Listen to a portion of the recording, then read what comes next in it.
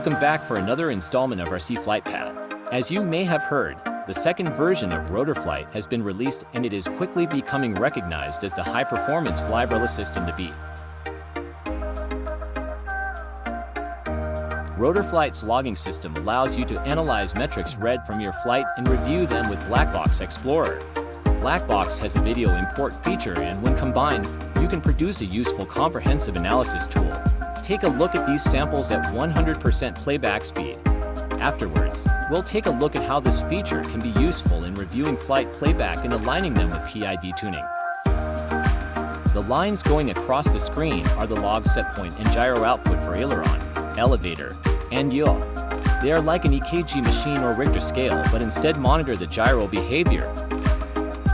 This is extremely useful for spotting vibrations and gyro tuning behavior. Alright, now let's take a closer look at these traces, but let's slow it down so we can better review. Here we apply full right aileron stick deflection.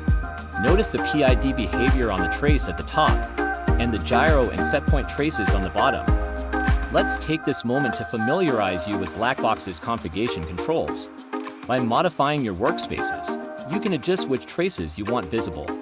This trace set focuses on aileron's proportional term, integral term, derivative term, feed forward, gyro, and set point. Let's take a brief overview of how to set up the trace log in video and then synchronize them. First, let's open the trace log. Select a file. The trace will appear like so. You can import another element while the log is open, so let's open a video. With the video open, let's zoom out and find that first aileron deflection event. Here it is.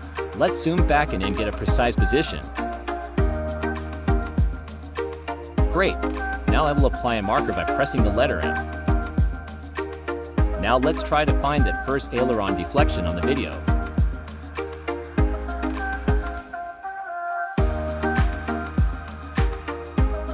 Okay, now look at your marker and note the time. Let's add this time to the log sync adjuster. Finally, you can review the results by watching visual events based on the traces.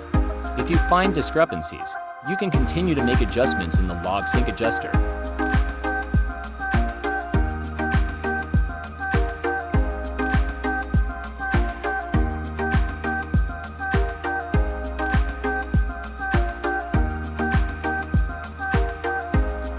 Thanks for watching our presentation of Blackbox video and log traces.